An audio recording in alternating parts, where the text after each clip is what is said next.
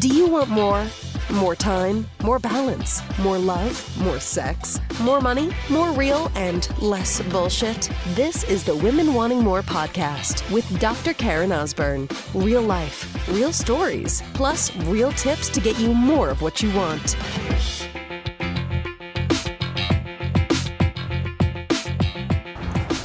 So I'm recording this day 3 with my son in Calgary, Alberta. We're here for a program at a place called Rocky Point Academy that is teaching him the Davis Method. And so the Davis Method is for kids that have dyslexic brains or ADD, ADHD.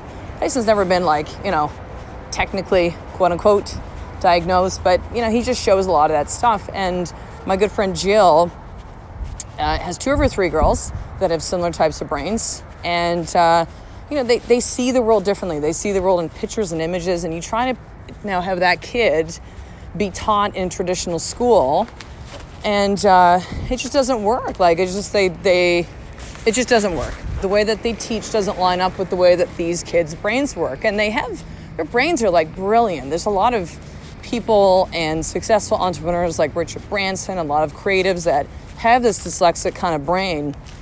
So it's you have to know how to work with it, right? It's like understanding how you are. I understand about myself that I need to have movement and I'm physical, and that's a requirement for me. So I'm actually recording this as I'm walking after dropping off Tyson at this school that we're here for the week, and then walking back to the hotel to do some work, and I'll pick him up in 3 hours for his morning session. And that's a requirement for me. If I don't have that, I'm not good. I don't think as well. I'm moody, I'm crabby. My kid is something, I don't have the same confidence and feel in my body. I need to move my body. So even though my body is working through something right now, some kind of bug, and I'm healing through it, it's a requirement for me to have this. So that I know about myself. So for Tyson to understand how his brain works is fundamental for him to be able to learn and to read. So right now he's having a hard time reading because his brain sees things differently. So it's been a good first 2 days, but he's resistant, right? It's like anything new. He's kind of unsure, and he's a confident kid, but when it comes to things, if he doesn't understand, his lack of confidence and that lowered self-esteem comes out in behavioral stuff and aggressive stuff. Punch and hit kids. I don't want to do it. Screaming and yelling, kind of really defiant. And, in the schools, they just see it as, oh my God, he's acting out. And I'm like, no, you don't understand. The learning stuff is tied in. I've always known this. I know my son. I know what the voice tells me.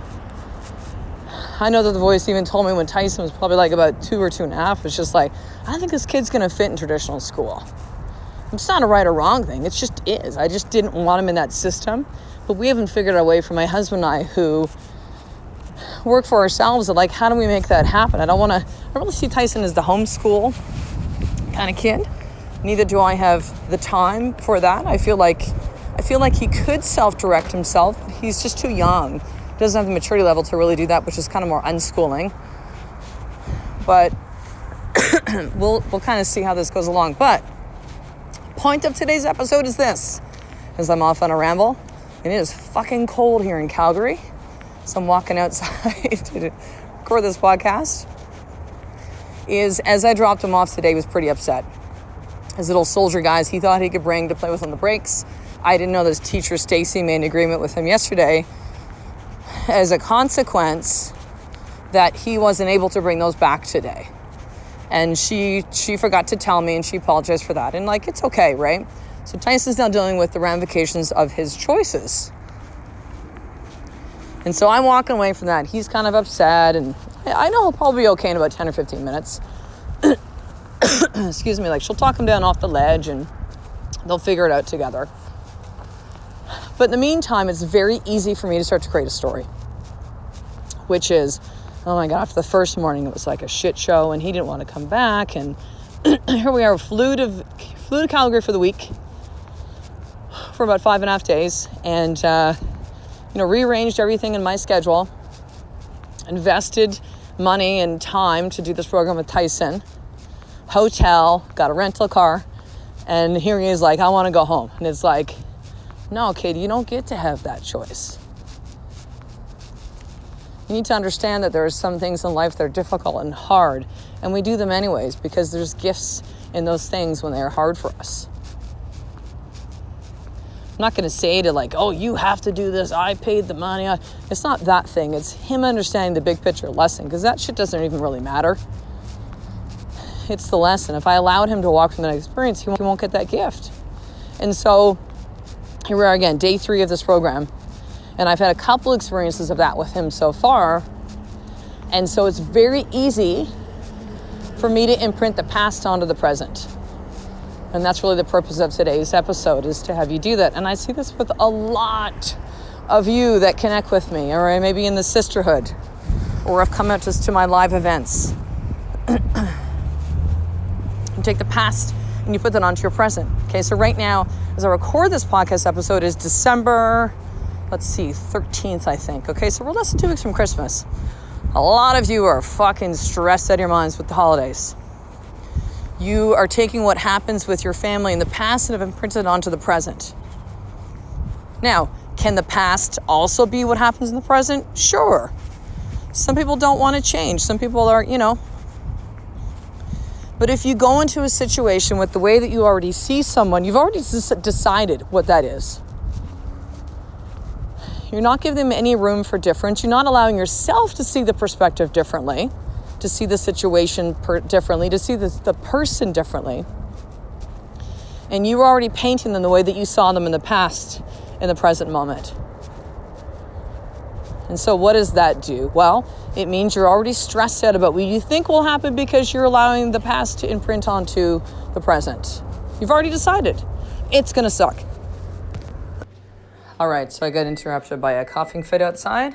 Here I am back in the hotel room, and we will finish up this episode. So, talking about, again, the past imprinting on your future. So, yeah, there's, if you do not choose to be open to a different possibility of the way that you see someone, you're going to always see them as you see them, right? So back to my son, Tyson. Right now again, this is what I see. It's possible it's not true. I haven't really examined, I haven't done the work on Tyson's teacher, but the way that I see it is that she just sees Tyson a certain way. She sees him as the troubled kid, as the kid that's not getting it, that the kid that's below the reading level that he's supposed to in grade 2, the kid that doesn't listen, the kid that needs support and can't do stuff and needs to have one-on-one time. See, she chooses to see Tyson a certain way. Now, I'm not saying it's the only reason as to why he shows up that way right now. That's the reason that we're here right now, that I'm here doing this program with him, to really give him the tools to be able to understand how his brain works better and to know how to work with it, how to use the gift that he was given with this type of brain, because it truly is a gift. And I could also choose the situation to see it a certain way, and I have, of just like, fuck, why can't the kid just read? Like, I don't understand it. Tyson, pay attention. I could go to all that, that place. And I've done that before. I've had a certain way that I just see my son. And guess what I keep fucking getting? It's interesting, isn't it? If we continually see people in a certain way, why are we so fucking surprised that they keep showing up this way? So my mother and I have had a, let's just maybe call it tumultuous relationship. Most are probably like from teenage years moving forward, right? Maybe some of the typical mother-daughter stuff, a lot of friction in that, but it never really got better. I just always felt that she didn't really understand who I was and wanted to have a certain type of relationship that just wasn't going to happen. And, just, again, didn't understand. I won't go into detail, but she didn't understand, respect who I was. And I had a hard time understanding and respecting who she was. I wanted her to show up a certain way for me as a mother, and she never did. So I create all sorts of stories about that, resentment and anger and everything. And it was interesting. I went to visit my parents this year. It was early this year. My mom now has dementia. She is, how old is my mom? 78. My dad has just turned 80 this year. They're both not doing well, mentally, physically, more mentally with my mom. And so, we had like really open, lucid conversations about a lot of stuff. And I remember, and my dad had, that I know of, 2 affairs, there could have been more, on my mother that came out when my dad had a head injury when I was 21 years old. And all this shit kind of came out of the closet at the time, and I was thrown for a loop with it all. And I was angry at my dad for a long period of time. And what's crazy, I was more angry at my mom. I'm like, how could you stay with that fucking asshole? Like, he cheated on you twice? Like, are you kidding me? This is, again, my story at the time. What kind of a weak woman does that? That's how I saw my mother. And as I'm sitting with her, visiting them in Ontario early this year, and having conversations with her and talking about things that have happened in the past, and like good things, right? The memories and that kind of thing.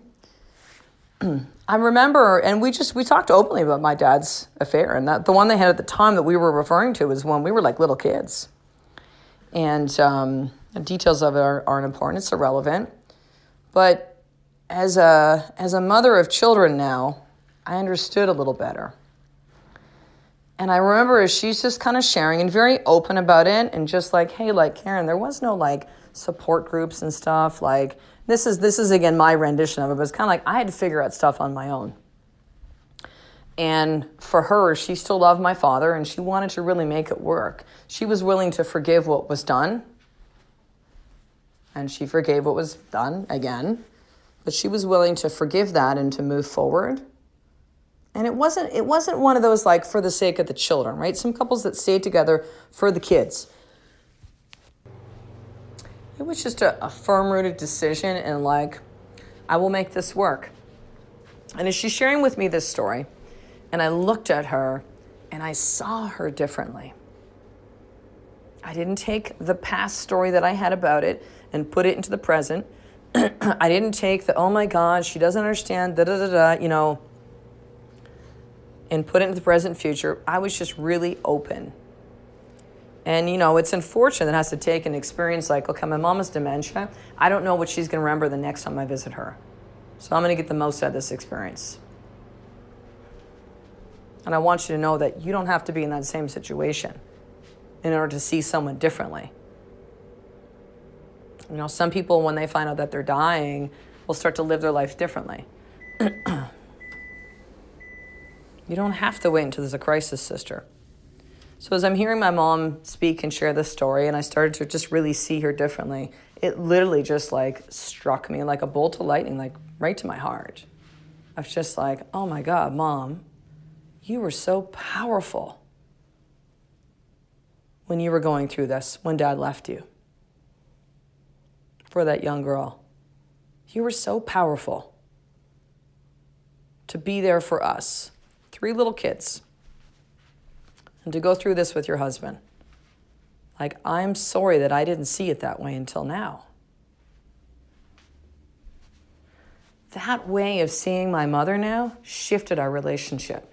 Now, again, she's getting older, and with the dementia and stuff, I don't really know how much that she remembers. We don't talk all that often because we live in separate parts of Canada. She's on the East Coast, I'm on the West Coast. It's a little harder to have conversations because, again, she doesn't remember and it's not face-to-face. And if you can choose to shift the way that you see a person and experience any kind of a situation and not choose to drag the past and say, this is how it's going to be in the present, because that's what happened in the past. Yeah, history leaves clues, however that fucking saying goes. But it doesn't mean drag history into the present and obliterate what's happening in the present moment. That's not what that means, sister. Do not take the past and imprint it into your present. Because if you choose to do that, don't be surprised if you get exactly what happened in the past. So here's your more tip for today, sister. Where are you doing that in your life? Now, as this episode comes out, we're still about a week before Christmas by the time you actually hear this episode. So, maybe it is around the holiday season. Maybe it isn't a relationship you have with somebody. Maybe it's the way that you see your husband and your kids. Maybe it's the way that you see yourself. Oh my God, I've tried to work out before and it never worked in the past, so I'm just a big fucking loser. I'm an idiot, so it's just going to be the same, so I might as well not even try. Maybe it's the way that you're seeing, I don't know, something else. I remember too when I went to chiropractic college and I was applying, and I struggled in sciences in high school, and I was like, how am I going to do this? I can't do science. Well, I can and I did. But if I continued to hold on to that belief, if I dragged the past into the present, I never would have made it through chiropractic college. Never got through the prerequisites to even get in the first place. So where are you doing that in your life right now? And here's the second piece of this, and I want you to journal all of this down. The second piece is this. What is the one action step that you can take right now that will begin to shift the way that you see that person that experienced that situation? What is one thing you can do to let go of the past that you're dragging into the present moment? What's one thing you can do? It's powerful, sister. All of these more tips are powerful if you actually do them. That's why I actually decided to give out journals for free. So there's no excuse. And you can see the Women Wanting More logo on the front. And you get other cool stuff that's going to come in that packet that I actually send all of them me. My hands have been on those packages which are sent to you, sister. So if you haven't got your free journal yet, yes, it's free. You pay for a little bit of shipping. The rest I take care of. You're going to go over right now to this site, drkarenosborn.com/free journal, and I'll send that to you in the next couple weeks. And here's something crazy too. My team has kind of like let me know recently, and I've seen this where it's like there's a couple thousand of you listen to this podcast episode every single day. There are not all of you on my newsletter list at all. I know that from numbers that are on there. And so, the reason I put out this newsletter is to stay connected with you, to give you value. There's blog articles that I write. There's videos that I put out. There's advantages being on that VIP access to being part of the Women Wanting More community and tribe. And so here's what you need to do to get on the newsletter. You get all the first updates too. You get like new programs that I release are done through there. Any of my live events, there is 6 seats that are left for my 3-day experience, which is now called The Evolution, February 2018. And there's links somewhere to apply for that. So I'll give that to you now, drkarenosborn.com/theevolution. And then to get onto the newsletter, you need to do this, sister. Go to drkarenosborn.com. You're going to see my face when you go to the website, and it'll say to opt in and get the More For Action Guide. You're going to enter in your email there, and you will be on the list. You will have VIP access in the Women Wanting More community, and I'm going to send you that action guide at the same time.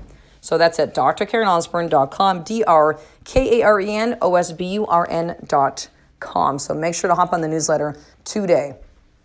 And listen, one more thing, sister. Share this episode. Share this episode with a woman that you know that needs to actually hear this message, right? All the stuff you're getting right now is for free. There's almost 400 episodes I put out. Like, holy shit, 400. 400. So pay it forward with this gift and gift this episode to another woman you know that needs to hear that.